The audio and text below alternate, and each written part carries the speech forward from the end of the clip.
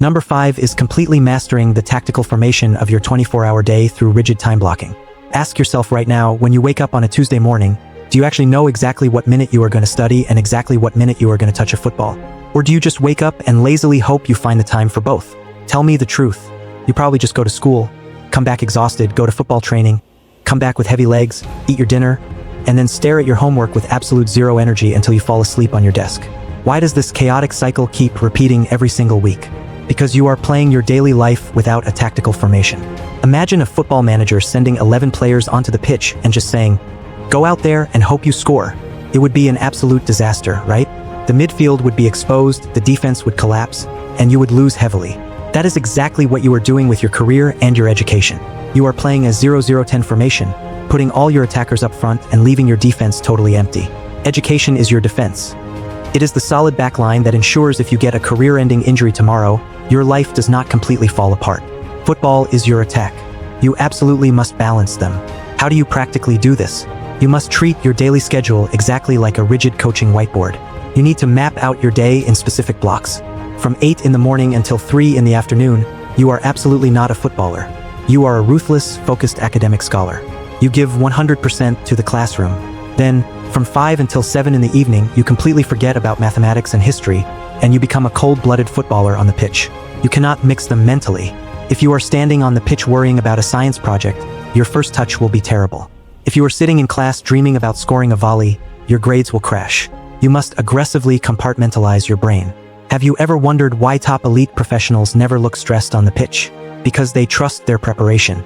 If you map out exactly when you will do your homework, say, 30 concentrated minutes during your lunch break and 45 minutes immediately after dinner, you completely remove the anxiety. You stop guessing. You start executing. Are you willing to write down your daily formation tonight? Or are you going to keep winging it like a Sunday league amateur? Number 4 is unlocking the hidden power of off-the-ball efficiency and maximizing your dead time. Do you deeply understand what makes a player like Kevin De Bruyne so incredibly world-class? It is absolutely not what he does when he has the ball at his feet. It is the intense, calculated scanning and movement he does when he does not have the ball. He is constantly using his dead time on the pitch to gather vital information. Now, how does this translate to balancing your school and your football? Look incredibly closely at your daily routine. How much dead time do you have in a single day?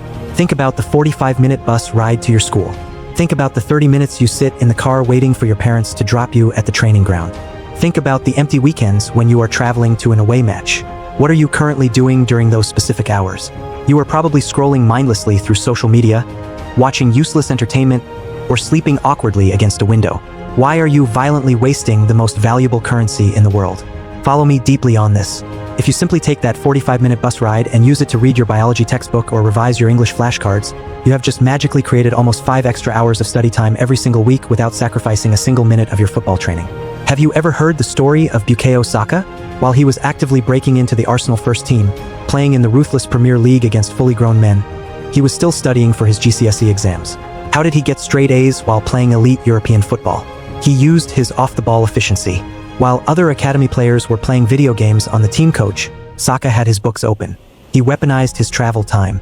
He did not magically have more hours in the day than you do. He just completely refused to waste his dead time. Ask yourself, are you truly too busy to study? Or are you just heavily disorganized? The next time you are sitting in the back of a car on the way to a match, I want you to pull out your notes. Do not look at your phone. Treat that tight space like your personal academic training ground. If you can learn to relentlessly study in a noisy bus, sitting in a quiet exam hall will feel as incredibly easy as taking a penalty without a goalkeeper. Number 3 is the elite concept of treating your physical recovery as your mental revision. Let us talk about pure biology for a second. What happens to your physical body after a brutal 2-hour tactical session on wet grass? Your legs are completely filled with heavy lactic acid, your lungs are burning, and your central nervous system is totally fried. When you finally get home, you feel like you cannot even lift a finger, right? So what do you usually do? You aggressively crash onto the sofa, grab a controller, and play FIFA for 3 hours because you tell yourself that you are recovering. But hold on, wait a minute. Is staring at a bright television screen actually recovering your body? No, it is just lazily flooding your exhausted brain with cheap dopamine. Watch closely how you can completely hack this system. Your physical muscles desperately need deep rest, but your brain is still fully capable of absorbing high-level information if you channel it correctly. When your legs are completely dead, that is the exact perfect time to activate your mind. Have you ever looked at Giorgio Chiellini? The legendary Italian center back the man who won the European Championship and completely terrified the greatest strikers in the world, literally graduated with a master's degree in business administration while playing for Juventus. Do you think his legs weren't tired after marking Cristiano Ronaldo and Lionel Messi? Of course they were. But Chiellini deeply understood that sitting down to read a textbook is the ultimate form of physical rest. You are sitting completely still, lowering your heart rate, deeply regulating your breathing, and letting your heavy leg muscles properly repair themselves, all while you are massively upgrading your academic intelligence. Why do you currently view homework as a heavy punishment? You need to aggressively completely flip your psychological mindset today. Start viewing your study sessions as your mandatory physical recovery sessions. Grab a massive bottle of water, put on some compression socks, sit in a highly comfortable chair, and open up your mathematics book. Your legs are resting, but your future is actively being built. Can you see how beautifully these two worlds connect when you stop making cheap excuses? Follow me closely, we are at number 2. Number 2 is mastering the delicate art of the coach-teacher communication triangle. Let me ask you a very painful, uncomfortable question. Does your football coach actually know when you have a massive school exam coming up? And does your school teacher actually know when you have a crucial cup final on a Wednesday afternoon? For 99% of you, the answer is absolutely no. You treat your school and your football club like two completely different secret double lives. You hide your football fatigue from your teachers because you are terrified they will tell you to quit playing, and you hide your heavy school stress from your coach because you are terrified he will bench you for not being physically focused. Why are you carrying this massive, crushing burden completely alone? You are actively sabotaging yourself by not communicating. Let us deeply analyze how professional football clubs operate. A top manager does not do everything alone. He has a fitness coach, a tactical analyst, a medical doctor, and a sports psychologist. They all aggressively communicate with each other to make sure the player is in perfect condition. You need to treat your teachers and your football coaches as your own personal elite coaching staff. How do you actually do this without sounding like a complaining child? It is incredibly simple. You walk up to your coach on a Monday and confidently say, "Coach, I have a massive chemistry exam on Friday morning.